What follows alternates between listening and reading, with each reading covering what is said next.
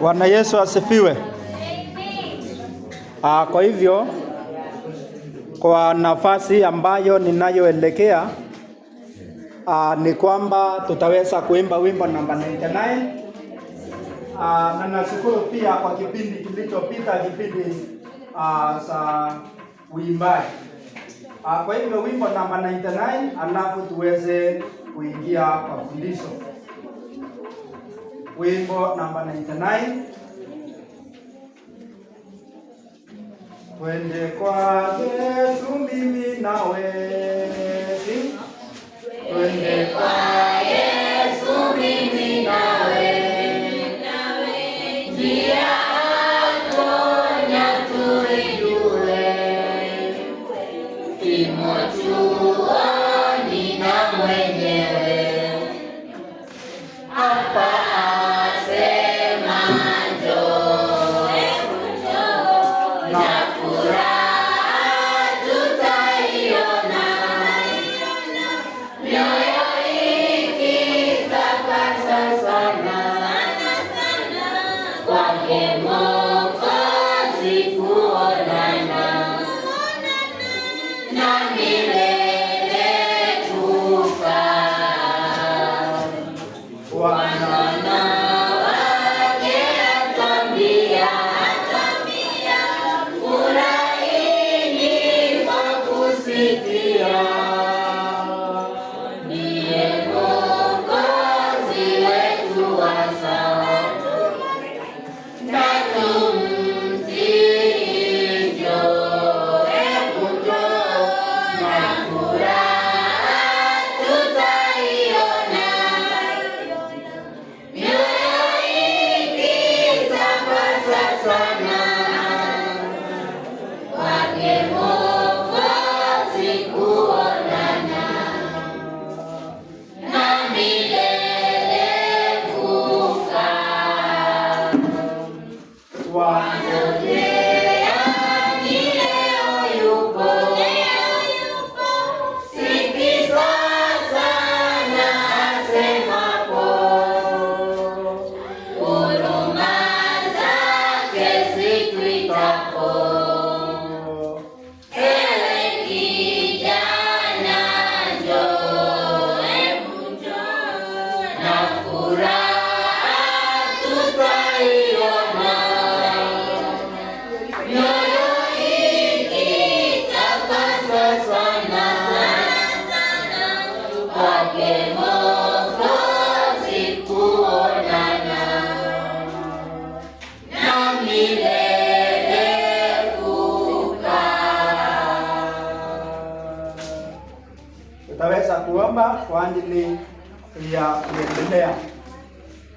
Tutaweza kuomba kwa ajili ya kuendelea. Kwa maana Timotheo wa kwanza 2:1 nasemanga, basi kabla ya mambo yote nataka dua, sala na maombezi na shukrani zifanyike kwa ajili ya watu wote. Jambo lingine kabla niombe, Wakorintho wa kwanza 10:31, basi ulapo au nywapo au mtendapo neno lolote, fanyeni yote kwa utukufu wa Mungu. Kwa hivyo tunaomba.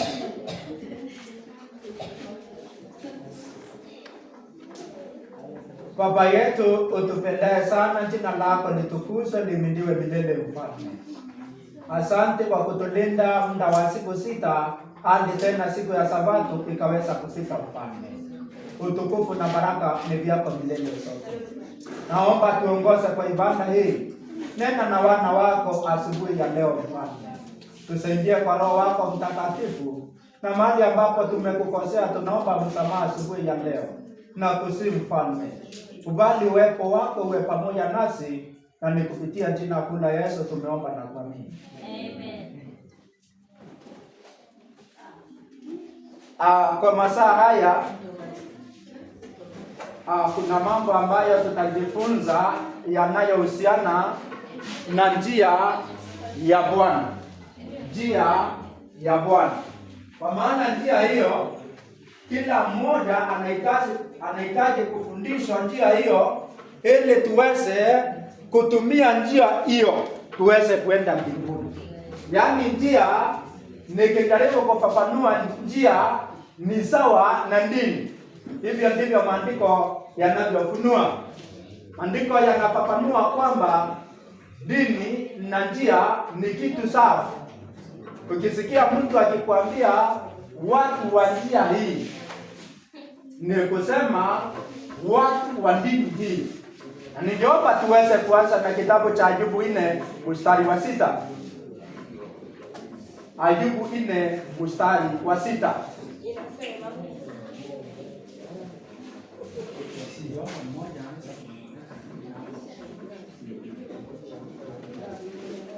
Kitabu cha Ayubu 4 mstari wa 6, msomaji.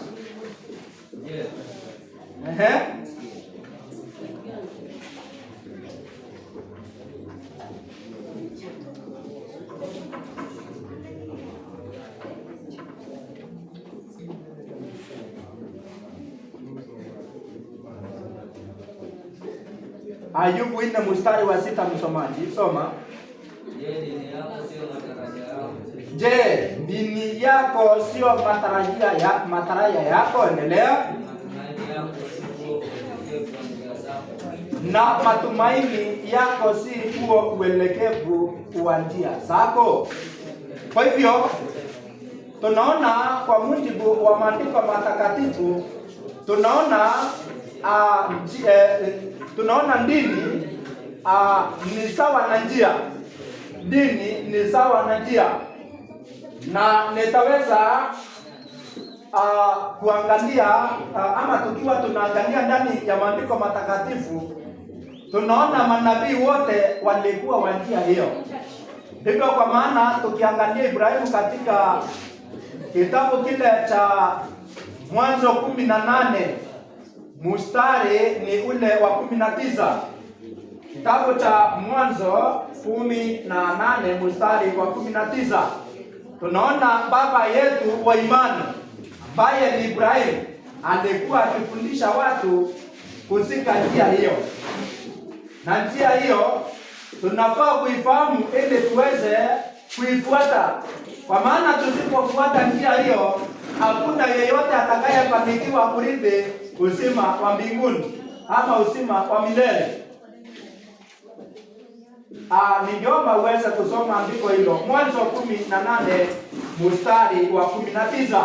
Kwa maana tunaona baba yetu wa imani aliweza kufundisha watu katika zama zake, aliweza kufundisha watu waweze kuzika njia hiyo. Na hata sisi leo, asubuhi ya leo, nahitaji tuweze kuijua hiyo njia na tuweze kuifuata. Kwa maana tukifuata njia hiyo tutaweza kufika mbinguni. Lakini tukikataa hiyo njia, tukiamua kujiongoza sisi wenyewe, tutaweza kuangamia. Njomba usome andiko hilo, msomaji. Kwa maana nilijua ya kwamba ataamuru wanao. Rudia tena. Kwa maana nilijua ya kwamba ataamuru wanao. Endelea. Na ndio baada yake washike njia ya Bwana, wafanye haki na hukumu. Wafanye haki na nini? Na hukumu. Ili kwamba Bwana naye akamtimizie Ibrahimu ahadi zake. Mungu atukuzwe kwa ajili ya neno lake.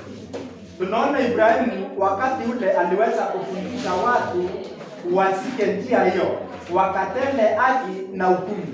Kumbe watu wakiweza kufundisha njia hii ya Bwana, watu wakiweza kukubali njia hii ya Bwana, watatenda haki na watatenda hukumu. Yaani na watafanya nini? Hukumu. Yaani watu wakikubali, wakifundishwa na wasike njia hiyo, watafuata haki na nini? Na hukumu. Lakini watu wasipofahamu haki, watu wasiofahamu haki, yaani njia, yaani hiyo njia ambayo wanafundishwa, hiyo njia ambayo wanafundishwa, wakiisha fisika wanatenda haki na hukumu. Sasa hiyo njia ambayo wakifundishwa na waweze kuifuata njia hiyo, ama waweze kuiamini njia hiyo, watatenda haki na hukumu. Tuone hiyo njia ni nani. Kitabu cha Yohana 14 mstari wa 6. Na kabla tuweze kuingia aya hiyo, niomba niweze kusoma kitabu cha Qur'ani pia nisikie kinafafanua nini ni nini. Biblia imetufahamisha katika Ayubu 4:6. Yaani dini ni sawa na njia. Na niomba kusoma Qur'ani chapter 3. Tusikia nayo inasema dini ni nini. Kwa maana kuna wale ambao wanasema katika Qur'ani 3:19 Bwana Yesu ametoka.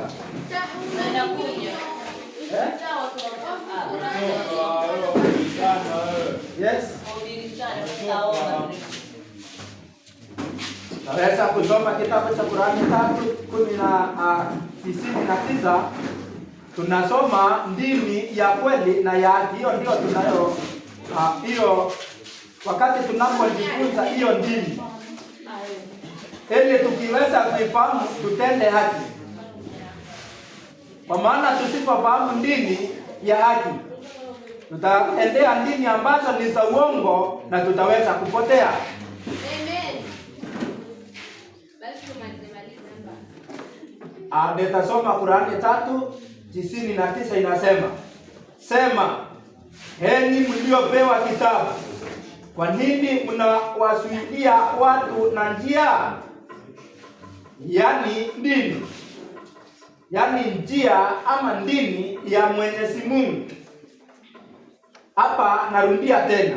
Sema, enyi mliopewa kitabu, kwa nini mnawazuilia watu na njia? Dini ya Mwenyezi Mungu. Bwana Yesu asifiwe. Ukisikia njia ni kama njia ni dini. Na kuna watu ambao wanafuata njia ama dini ambazo ni za uongo.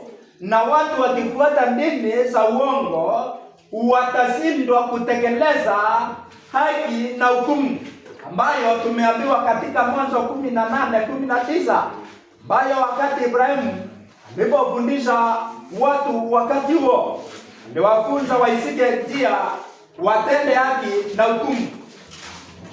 Kwa sababu gani? Watu wasiofuata njia ya kweli wataweza kufuata njia zao wenyewe wanazoona ni sawa machoni pao, nao watatenda dhambi. 16:25 kitabu cha Mithali. Mithali 16 mstari wa 25. Najifunza mambo yanayohusiana na njia ama dini.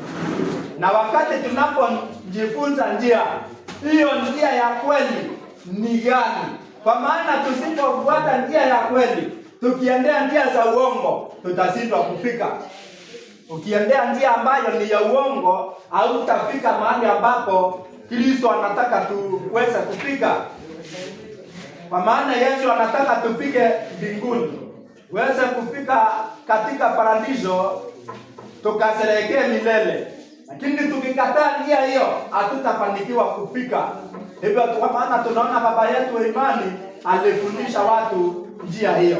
Na pia njia hiyo asubuhi ya leo tunapaswa kuifahamu. 16:25 kitabu cha Mithali. Nasema nini? Iko njia ionekanayo kuwa sawa machoni pa mtu. Kuna njia ionekanayo.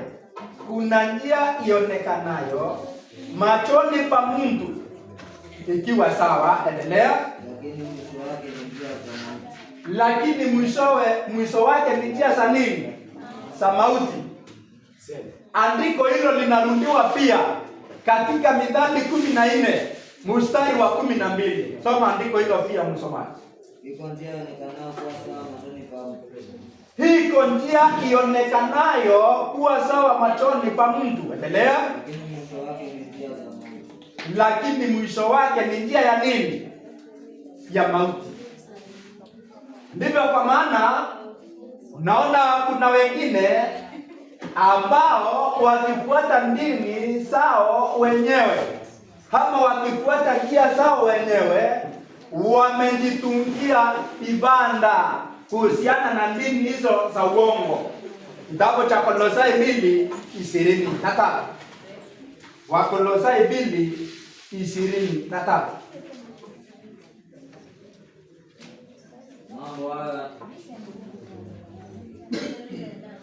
Wakolosai 2:23. Mambo hayo yanaonekana kana kwamba yana haki. Mambo hayo yanaonekana kama yako na nini? Mambo hayo yanaonekana kama yako na hekima. Endelea. Katika namna ya ibada mliojitungia wenyewe.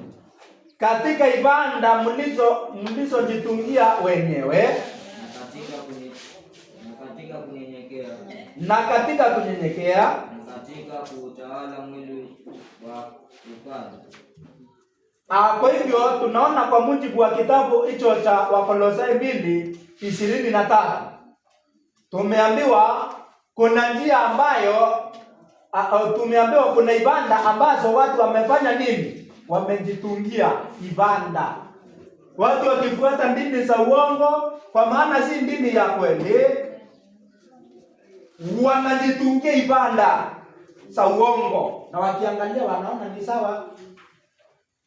Tumesikia kwamba hilo andiko linatushauri kwamba kuna baadhi wamejitungia ibada. Hiyo si ibada ya manabii wala ya mitume, lakini watu wamejitungia. Ndivyo kwa maana tunafaa kufahamu kweli tuweze kufuata. Kwa mujibu wa Biblia na Qur'ani imetufahamisha njia ni sawa na dini. Na kuna mahali ambapo tunaona dini ya kweli na ya haki. Yaani dini ambayo ni ya haki na kweli. Tunaona ni Yesu Kristo pekee. Kwa maana Yesu anasema katika Yohana 14:6. Naomba uweze kunisomea andiko hilo msomaji. 14:6 kitabu ni cha Yohana. Yesu akawaambia, mimi ndimi njia na kweli. Yesu akasema mimi ndimi njia na kweli na uzima. Mtu haji kwa Baba ila kwa njia ya Mtu aji kwa Baba ila kwa njia ya nani? Ya mimi. Ila kwa njia ya mimi.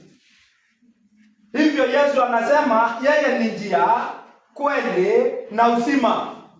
Na mtu hawezi kufika kwa Baba bila kwa njia ya mimi. Yaani Ibrahimu alikuwa akifundisha njia ya Bwana. Naweza kujiuliza swali, ama unaweza kudhamiria useme Pastor Jess, kama Yesu ndiye njia, ni swali tu, unaweza kujiuliza swali kama hiyo.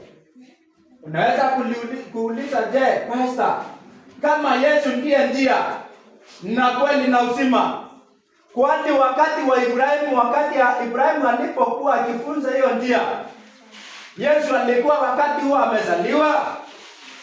Bwana Yesu asifiwe. Unaweza kuuliza swali kama hiyo?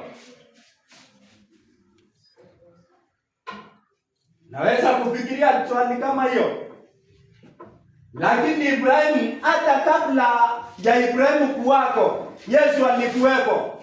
Yesu alikuwa zamani na Ibrahimu alimtazama kwa njia ya imani.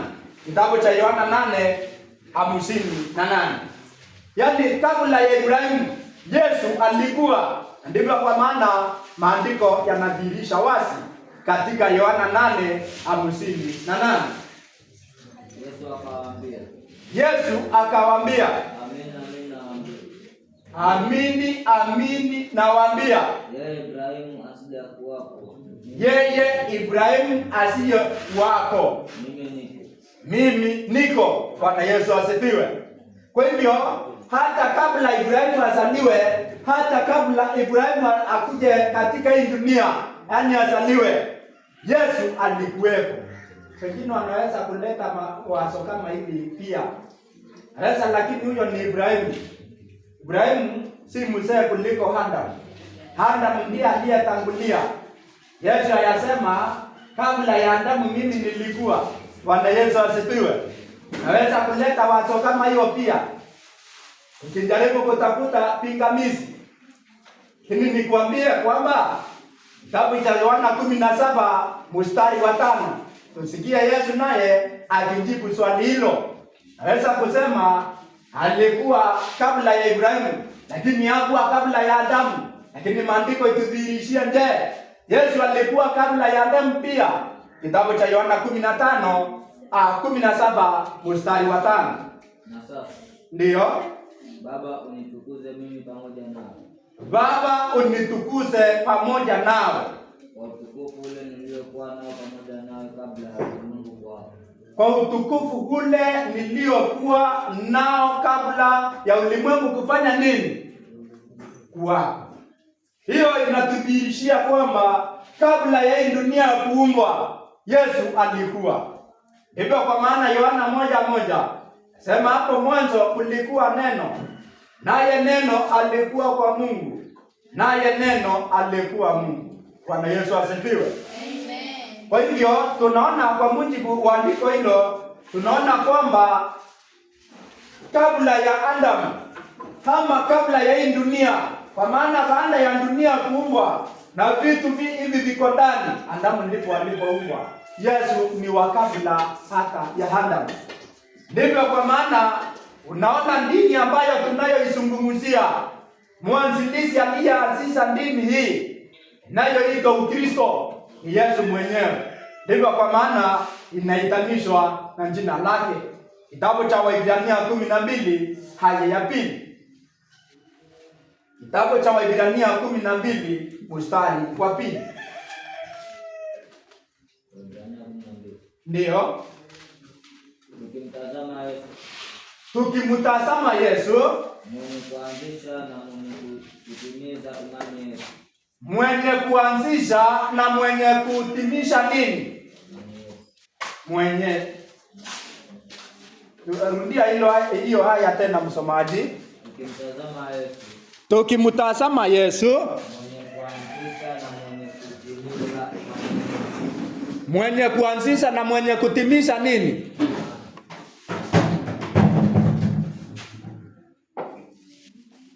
Kwa hivyo tumeweza kuangalia tukaona Yesu ni mwenye kuanzisha na mwenye kufanya nini? Kutimisha. Kwa hivyo tumeweza kuona mwanzilishi ni Yesu mwenyewe. Na kwa sababu Yesu aliweza kuanzisha hii dini, tumeona Ibrahimu yeye aliweza kufundisha njia hiyo, watu wakiweza kuifahamu hiyo njia na waweze kuisika, watatenda haki na hukumu. Lakini ukisoma kitabu cha Qur'ani utaweza kuangalia, unaona dini ya Uislamu iliweza kuanzishwa na Mtume Muhammad mwaka wa 600. Kwa maana Yesu alikuwa amekufa na akafufuka na akaenda mbinguni. Kwa maana nikizungumzia historia kidogo kuhusiana na Kristo, Yesu aliweza kubatizwa mwaka wa 27 AD. Akaweza kukaa miaka 3.5 akifundisha. Mwaka wa 31 AD akaweza kusulubiwa. Na mwaka wa 34 AD Stefano akaweza kuangamizwa kwa kugongwa na jiwe. Kwa hivyo dini ya Uislamu ilikuja kuanzishwa mwaka wa 600. Wakati ilipoanzishwa, mtu wa kwanza aliyesilimu ama yule aliyeambiwa akiwa wa kwanza kusilimu ni mtu ambaye anaitwa Muhammad. Hiyo imeandikwa wapi? Kitabu cha Qur'ani 6 mstari wa 14. Unaona ndini wakati alipo naweza kusoma nukuu katika kitabu cha Qur'ani 6 mstari wa 14. Nitaweza kusoma Qur'ani 6 mstari wa 14. Nasema, sema, je, fanye Mola wangu asiyekuwa Mwenyezi Mungu, ambaye ndiye muumba wa mbingu na ardhi, naye unitawala halisi. Tena asema, hakika mimi nimeamrishwa niwe wa kwanza katika wenye kusilimu, na nikaambiwa usiwe miongoni mwa wanaomkasirisha Mwenyezi Mungu. Kwa hivyo, kwa mujibu wa haya hii ni kinukuu kitabu cha Qur'ani 6. Kitabu cha Qur'ani 6 mstari wa 14. Tunaona hakika mimi nimeamrishwa niwe wa kwanza katika wenye kusilimu. Hapa tunaambiwa Muhammad aliweza kuambiwa afanye nini? Tunaona Muhammad anasema aliambiwa aweze kuwa wa kwanza kusilimu. Kumaanisha wakati wa Ibrahim, wakati wa Isaac na Nuh. Kwani kuna shida?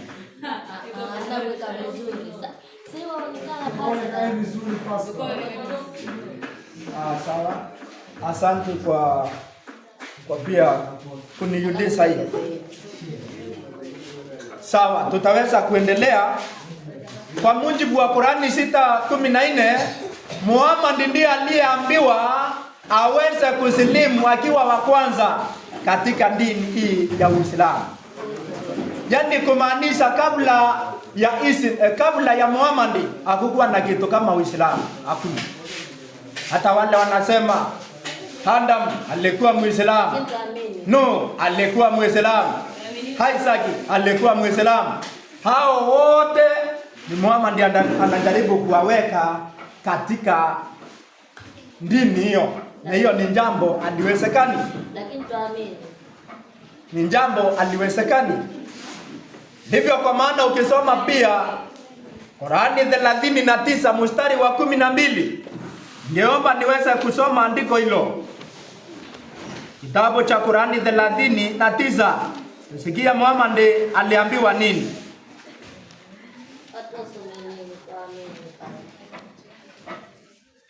39 verse 12 inasema, na pia nimeamrishwa niwe wa kwanza wa viumbe wanaojisalimisha kwa Mwenyezi Mungu.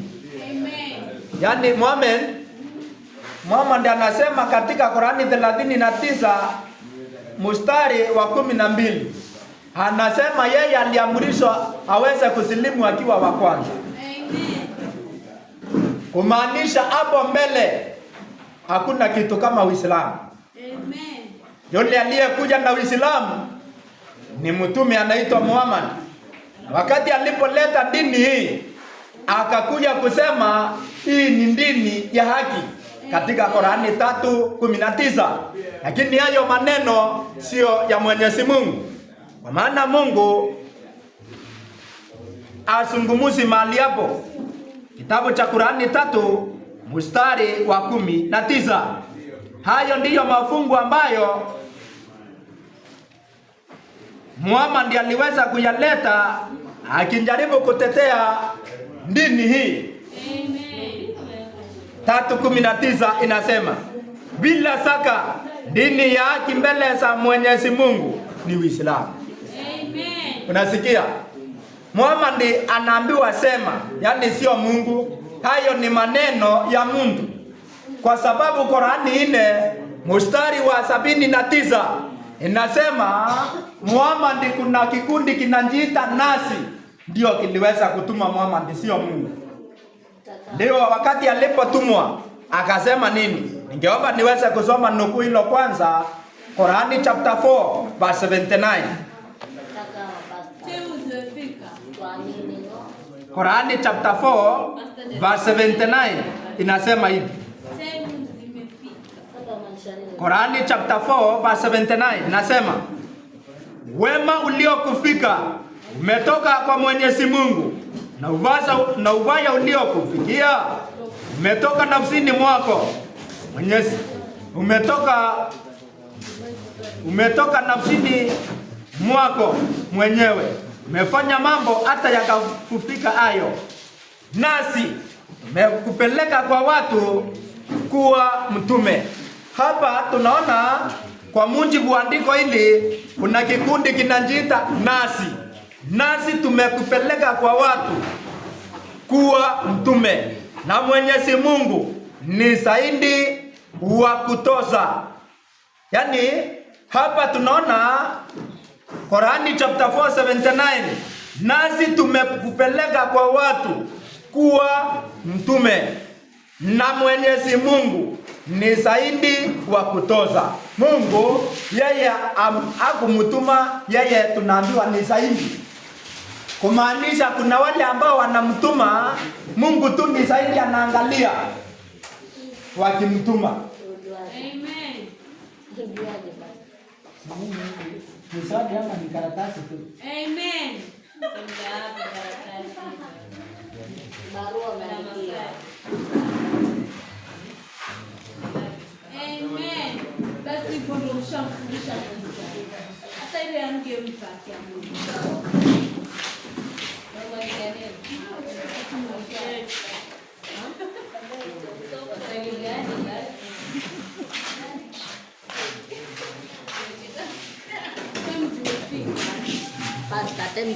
Bwana Yesu asifiwe. Amen.